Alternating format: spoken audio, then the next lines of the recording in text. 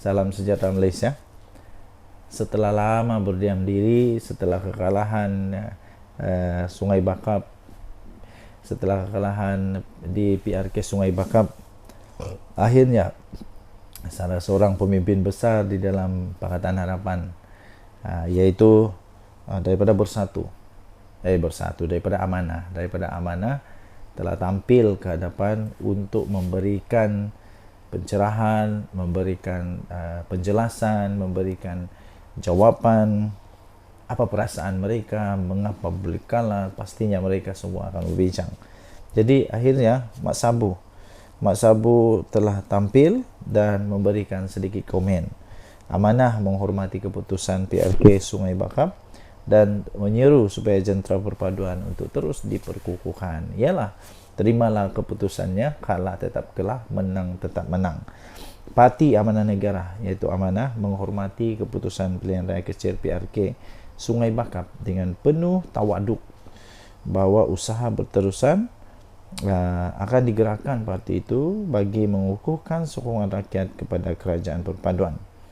Kemudiannya beliau berkata, Amanah mengucapkan jutaan terima kasih kepada semua petugas-petugas parti di semua peringkat yang telah memberikan komitmen yang cukup jitu sepanjang tempoh berkempen. Jadi beliau berkata justru kesepaduan jentera perpaduan antara PH dan BN sedang dibina. Ini perlu diperkukuhkan lagi menghadapi jua pilihan raya yang mendatang, terutama PR16, kata Presiden Amanah Datuk Seri Muhammad Sabu menerusi kenyataan hari ini. Kenyataan ini pastinya akan menggembirakan hati Perdana Menteri Datuk Seri Anwar Ibrahim, pastinya akan menggembirakan semua orang, kerana ini menunjukkan bahawa tidak ada no hard feeling, tidak menyalahkan mana-mana, tidak kata ini punca, tidak, ya, tidak. Jadi tahniahlah diucapkan kepada Pakatan Harapan Barisan Nasional yang walaupun kalah tetapi tidak ada perkara yang buruk berlaku, tidak ada tuding menuding, tidak ada kata ini salah, kata itu salah dan sebagainya. Saya pun heran yang komen kesalahan inilah itu semua tak ada kena-mengena dengan PH pun, tak ada kena-mengena dengan BN pun. Mungkin dia ni bekas PH kah, bekas BN kah, tapi itu pula yang berhabis buat komen. Ataupun pemimpin parti lain pula sibuk dengan parti orang lain. Okey, jadi begitulah. Tahniah diucapkanlah kerana tetap dapat bersatu, dapat menerima kenyataan dengan penuh tawaduk, dan yang paling penting betul supaya jentera perpaduan terus diperkukuhkan kalau mau menang lagi. Saya ucapkan tahniah kepada PAS, kepada Perikatan Nasional yang menang. Tahniah diucapkan.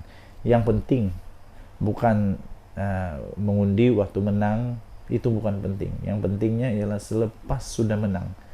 Selepas sudah menang, wakil rakyat ini kena buktikan bahawa dia adalah wakil rakyat yang betul-betul wakil rakyat. Jangan pula wakil rakyat yang betul-betul sudah menang tapi hanya untuk nak menangkan kerusi Dewan Undangan Negeri, tapi akhirnya tidak ada apa-apa pun pembangunan kepada rakyat, tidak ada apa-apa pun seperti yang diharapkan rakyat. Paling teruk semua janji kosong belaka. Okey, denyut nadi suara rakyat bergema di channel ini. Jangan lupa untuk tekan butang subscribe, like dan share. Malaysia kita punya, cinta Malaysia aku, kita jaga kita. Kita jumpa lagi, bye bye. Salam sejahtera Malaysia. Belum selesai pun kepanasan PRK Sungai Bakap. Sekarang kita bercakap sudah tentang PRK satu lagi, iaitu di Nenggiri. Di Nenggiri, PRK Nenggiri, Zulfakar C. Arifin disebut antara calon bersatu. Wow, awal juga kali ini ya. Harap-harap calon kali ini tidak ada ISO. Dua pemimpin tempatan antara tiga calon bersatu yang pada pilihan raya kecil, tiga calon bersatu pada pilihan raya kecil PRK Dewan Undangan Negeri Dun Nenggiri. Mereka itu adalah Ketua Bersatu untuk Bahagian Krai, Kuala Krai, Zulfakar Dahalan, dan bekas Timbalan Ketua Bahagian Bersatu Gua Musang, C. Arifin Husin antara. Seorang lagi nama yang turut disebut ialah ahli Bersatu yang sebelum ini bekas Ketua Pemuda UMNO Gua Musang, Syekh Razali Hamad. Memetik BH, 3 nama itu antara yang disebut-sebut dan dikatakan sudah diangkat oleh Bersatu Negeri kepada pucuk pimpinan. Daripada 3 nama berkenaan, Syekh Razali dan Syekh Arifin adalah calon tempatan, manakala Zulfakar adalah calon input dari Kuala Krai. Tapi persoalan seterusnya adalah, adakah di PRK Nenggiri ini PAS akan berdiam diri? Adakah PAS akan okey tak apa, ambillah Bersatu?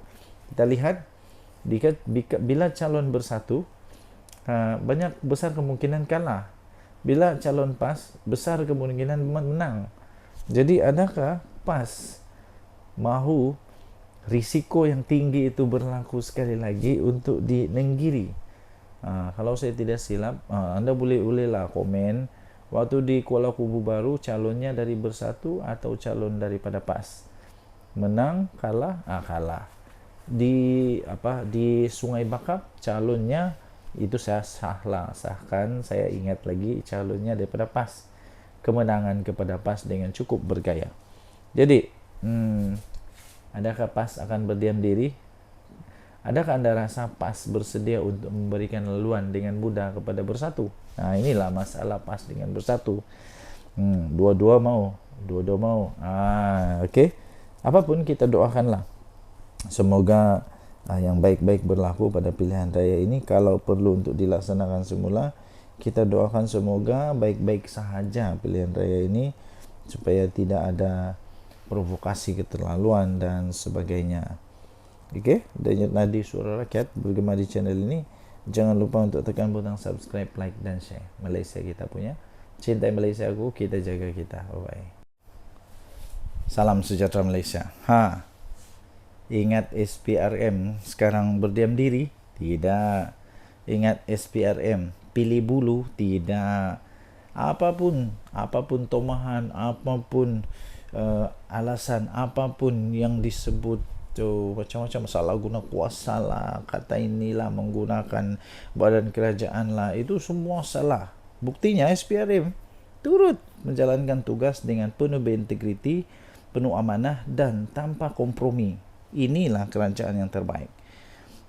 Terbaru 6 jam di pejabat CHRD Corp, SPRM angkut 3 kotak dokumen. Mesti mahathir kalau dia baca ni berita, mesti dia dia rasa wow, huyo, 3 kotak dokumen. Mungkin dia senyum-senyum sengih-sengih lah. Selepas hampir 6 jam bertandang ke ibu pejabat HRD Corp hari ini, Pegawai Suruhanjaya Pencegahan Rasuah Malaysia SPRM dilihat meninggalkan bangunan itu dengan membawa 3 kotak bersama mereka. Kotak apa tu? Tak dokumen ke? Kotak-kotak itu dipercayai berisi dokumen yang berkaitan dengan HRD Corp, yang dikaitkan dengan pendedahan. Dalam laporan Ketua Audit Negara LKN dan Jawatan Kuasa Kira-kira Wang Negara PAC. Dokumen tersebut difahamkan bagi tujuan siasatan. Sebelum ini, pasukan yang terdiri daripada 10 anggota dan pegawai, termasuklah seorang wanita, dengan menaiki 4 kenderaan berasingan tanpa logo SPRM mula tiba pada jam 11.30 pagi dengan masing-masing memakai kemeja berkod. Pengarah bahagian siasatan SPRM, iaitu Datuk Seri Hishamuddin Hasim, dilaporkan berkata kehadiran penyiasat di 2 tempat terbabit bagi mendapatkan dokumen berkaitan untuk tujuan siasatan. PAC telah mendedahkan sejumlah RM3.77 bilion ringgit Malaysia hasil kutipan levy daripada majikan digunakan program latihan HRD Corp untuk melabur dalam pelbagai aktiviti pelaburan yang bukan matlamat penubuhan agensi itu.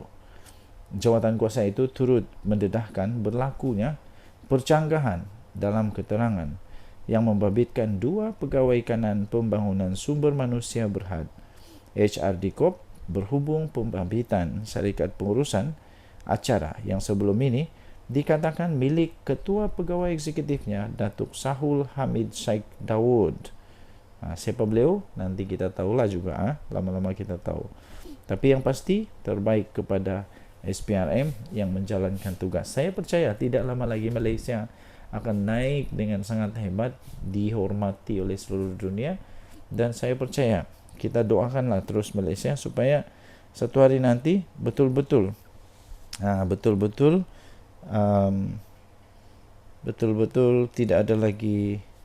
tidak ada lagi rasuah.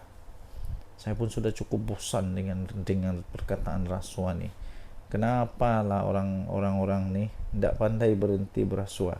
Sudah kaya masih berasuah. Tidak cukup lagi kah dengan kekayaan? Kalau tidak cukup, buatlah bisnes.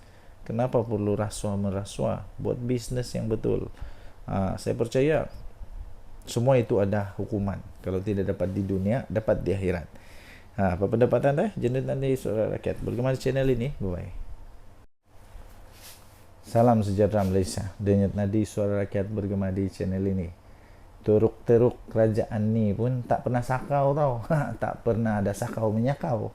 Sampai sekarang belum ada cerita, belum ada bukti, belum ada fakta, belum ada kabar angin, belum ada apa-apa pun yang boleh dikatakan bahawa ada kes sakau mensakau. Tak ada. Inilah kerajaan yang terbaik di dalam menghalang sakau mensakau.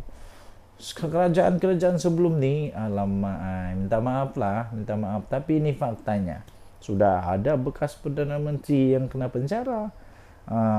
Sudah ada bekas Perdana Menteri yang sedang merayu sekarang kerana terlibat dengan kes salah guna kuasa 200 juta dan sebagainya. Sudah ada bekas Perdana Menteri yang sekarang ini disiasat kekayaan anak-anaknya. Sudah ada. Tapi cabaran kerajaan perpaduan yang penting tiada kes sakau. Betul sangat tu. Yang penting tiada kes sakau. Banyak double whammy, dua keadaan buruk wujud pada masa sama kerajaan perpaduan yang sudah 20 bulan ini. Saya beri perspektif. 1. PH menang PR15 dengan 38 undi popular berbanding PN 30%. Walaupun lagi popular dari PN, PH masuk memerintah negara dengan populariti kurang 50% rakyat Malaysia. Itu cabaran besar sebagai kerajaan. Masuk jadi kerajaan pula, mereka terpaksa ambil tindakan tidak popular untuk rakyat, tetapi baik untuk negara, seperti penyesaran subsidi dan memecahkan monopoli. Ini double whammy yang pertama. Sesudah menang, tidak berapa popular berbanding kerajaan BN yang dapat 2/3. Nak kena pula buat polisi yang memang lagi tidak popular. Itu mencegah kecaman juga. Menagih kecaman juga. Nombor 2, dari segi undi Melayu, PH dapat tidak sampai pun 15%, manakala rakan gabungan BN dapat 32%. Kombinasi dapatlah mereka 47% berbanding PN 53%. Kerajaan perpaduan ini banyak bergantung harap kepada undi bukan Melayu yang terdiri daripada 42% populasi rakyat Malaysia. Itu yang buat mereka bertahan jua. Mereka mengharapkan UMNO untuk bawa undi Melayu, tetapi tidak jadi begitu. Apabila presidennya memecat hampir separuh pemimpin warlord UMNO, orang Melayu yang feudal ini mengikut juga. Yang tinggal dalam UMNO hanya geng Zahid Hamidi. Warlord UMNO lain sudah keluar. Ini double whammy kedua. Sudahlah kerajaan perpaduan memerintah kurang undi Melayu. Rakan sekutu pun kurang membantu ke arah itu. Apabila ramai warlord pula lari ke bersatu. Nakkan undi Melayu sebagai penduduk majoriti, kerajaan perpaduan kena ada tokoh sendiri. Dalam berpolitik, orang Melayu ini masih feudal. Mereka perlu ada tokoh yang mereka nak pajak otak. Pembesar-pembesar Melayu yang mereka boleh takzub dan suka gila padanya. Masalahnya dalam kerajaan perpaduan, tokoh besar hanya tinggal Anwar Ibrahim. Zahid Hamidi sudah tainted dan expired menunggu untuk masa diganti. Yang muda-muda pula hanya jadi tokoh kalangan masyarakat Bangsar, Lembah Pantai, Pandan yang tidak berhubung dengan penduduk semi-urban dan kampung. Nama besar dalam gerombolan pentaksub sudah dengan pembangkang, contoh Tun Mahathir dan Hadiawang dengan Bani Wala mereka. Walajib pula in no man land, bukan dengan kerajaan perpaduan. Selagi Najib tidak keluar, mana-mana kerajaan pun mereka akan tentang. Sekarang kita ada tokoh baru Sanusi pula, punya impak tinggi kepada orang muda. Malah KJ yang ada pengikut sendiri sudah nampak berpatah arang dengan kerajaan perpaduan. Memang double whammy pula. Tiada sakau. Banyak lagi double whammy kerajaan ni. Nak tarik subsidi double whammy dengan kerajaan kenaikan harga. Nak ambil hati penduduk majoriti, penduduk rasa di sisi. Buatkan mereka sedar bukan senang nak jadi kerajaan. Bukan hanya skill guling-guling di jalanan. Apapun, kerajaan perpaduan inilah yang dipilih memerintah negara, bukan dengan undi popular rakyat sahaja, malah pilihan majlis raja-raja. Maknanya, bertahanlah 3 tahun ini. Kita doakan mereka berjaya mengemudi dengan segala macam polisi. Asalkan tiada kes sakau menyakau dan tidak tukar perlembagaan. Nak kacau penduduk majoriti, saya akan sokong kerajaan perpaduan ini. Lovely to the country always, lovely to the government only when they deserve it. Setakat ini, kita sokong lagi. Kalau hawk ke laut dalam PRU16, kita cari ganti. Itu ditulis oleh siapa? Ditulis oleh Liana Marzuki. Yang penting tiada sakau. Denyut nadi suara rakyat bergema di channel ini. Bye-bye.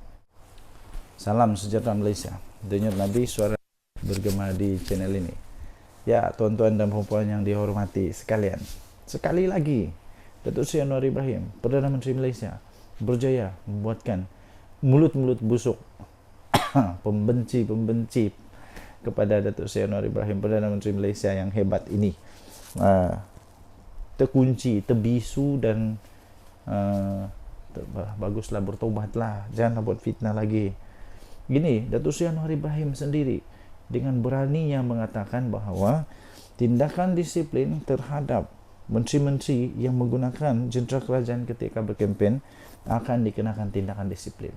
Ada Perdana Menteri lain yang berani cakap begini kah? Adakah Perdana Menteri lain yang berani cakap ini? Tidak ada. Hanya Datuk Seri Anwar Ibrahim.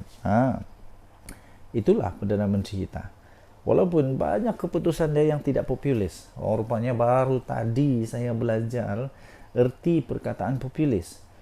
Iaitu keputusan-keputusan yang sebenarnya baik tapi tidak dapat menyenangkan hati orang yang mengharapkan sesuatu yang yalah tidak popular lah. Tapi keputusan itu sebenarnya baik. Tindakan disiplin akan dikenakan kepada menteri yang guna jentera kerajaan. Perdana Menteri Datuk Seri Anwar Ibrahim berkata tidak akan teragak-agak untuk mengambil tindakan disiplin terhadap mana-mana menteri kabinetnya yang jika terdapat bukti telah menggunakan jentera kerajaan semasa pilihan raya diadakan. Anwar menegaskan ia adalah keputusan jemaah menteri supaya mana-mana menteri, penjawat awam mahupun agensi kerajaan untuk tidak menggunakan jentera kerajaan sebaik selepas hari penamaan calon. Ini kerana ada kaitan dengan prinsip yang kita bawa, iaitu membentas rasuah, kata beliau. Budaya rasuah yang kita tidak mahu diteruskan. Tapi kalau umpamanya penerusan projek sebelum hari penamaan calon, saya tidak fikir ia perlu dibangkitkan, kata beliau. Kalau ada pelanggaran, ia tentunya jemaah menteri harus dikenakan tindakan disiplin kerana telah melanggar keputusan jemaah menteri. Katanya semasa sesi waktu pertanyaan menteri pada sidang Dewan Rakyat hari ini. Perdana Menteri menjawab satu soalan tambahan daripada Datuk Awang Hasim PN Pendang yang ingin tahu sama ada kerajaan bersedia untuk menghentikan budaya seperti pelaksanaan pengumuman projek baru di suatu kawasan yang terlibat pilihan raya. Ini sebenarnya siapa yang buat? Siapa yang dulu buat? Denyut nadi suara rakyat bergema di channel ini. Jangan lupa tekan butang subscribe, like dan share. Saya percaya Perdana Menteri Malaysia Datuk Seri Anwar Ibrahim adalah yang benar-benar berani, benar-benar satu-satunya Perdana Menteri yang betul-betul berani mengatakan yang benar. Walaupun apa yang dia cakap ini mungkin tidak populis, tidak menyebabkan orang suka dia, tapi dia tetap cakap. Yang dia cakap di mana? Di Dewan Rakyat. Jangan pula lidah bercabang, lain di depan, lain dibuat, lain di belakang. Jangan pula tidak konsisten. Kau boleh buat, orang lain tak boleh buat. Kalau orang lain buat haram, kau buat sedekah. Kalau orang lain buat masuk neraka, kau buat sebab itu macam-macam lah alasan. Datuk Seri Anwar Ibrahim, Perdana Menteri terbaik Malaysia. Denyut nadi suara rakyat bergema di channel ini. Bye. Salam sejahtera Malaysia. Denyut nadi suara rakyat bergema di channel ini. Nampaknya penjenayah sekarang ini bukan hanya berani buat scam kepada rakyat Malaysia, kepada rakyat biasa, tetapi sekarang ini scammer dah jadi lebih teruk, lebih dahsyat, lebih mengejutkan, menakutkan, dan aku pun tak faham kenapa ada manusia begini.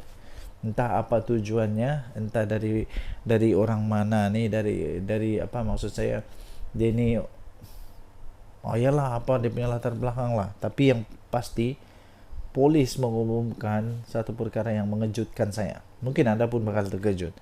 Polis menyiasat akaun TikTok yang palsu atas nama Raja Muda Selangor. Bayangkan, sekarang nih bukan hanya scam biasa-biasa tau. Scammer sekarang dah jadi makin memang bikin berkejut lah. Siap pakai nama Raja Muda Selangor lagi. Tindakan itu diambil selepas pejabat Istana Selangor mengesahkan akaun itu bukanlah milik Tengku Amir Shah. Padan muka kita minta PDRM tangkaplah manusia ini cepat-cepat. Mau famous sangat sampai menggunakan nama Sultan pula, sampai sanggup menggunakan Raja Muda Selangor punya nama. Polis menyiasat akaun TikTok palsu yang telah menggunakan gambar profil dan nama Raja Muda Selangor Tengku Amir Shah. Ketua Polis Selangor Hussein Omar Khan berkata pihaknya menerima laporan dibuat oleh pejabat Istana Selangor semalam. Satu laporan polis telah dibuat oleh pejabat Istana Selangor kerana mendapati akaun TikTok tersebut bukan milik Raja Muda Selangor dan telah disahkan palsu, katanya dalam kenyataan itu. Kes itu disiasat mengikut Seksyen 505(b) Kanun Keseksaan kerana sebaran berita palsu secara bertulis atau lisan dengan Seksyen 233 Akta Komunikasi dan Multimedia. Orang ramai yang mempunyai maklumat diminta untuk menghubungi Pegawai Penyiasat Kanan Jenayah Mad Anwar Mad Amilah di talian 0192255597 bagi membantu siasatan. Terbaik PDRM. Jangan saja lepas ni sekali pula kena tangkap, rupanya terlibat dengan politik. Sekali pula kena tangkap, rupanya dia ini orang politik kepada si Anu dan si Anu. Rupanya ini untuk macam-macam lah. Jadi tuan-tuan dan puan yang dihormati sekalian, kita rakyat di Malaysia, kita sudah diajar sejak dari bangku sekolah rendah tadika lagi untuk menghormati kedaulatan raja-raja kita, menghormati segala-gala yang perlu dihormati. Jadi jangan jadi cari masalah pula. Bagus-bagus tidak masalah, cari masalah. Kenapa suka sangat ada masalah? Saya pun heran tau. Saya pun heran ada masalah.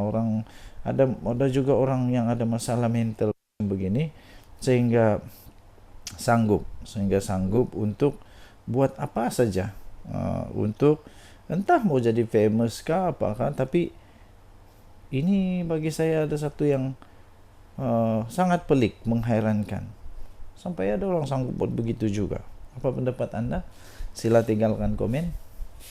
Denyut Nadi Suara Rakyat bergema di channel ini. Jangan lupa tekan butang subscribe, like dan share. Bye-bye.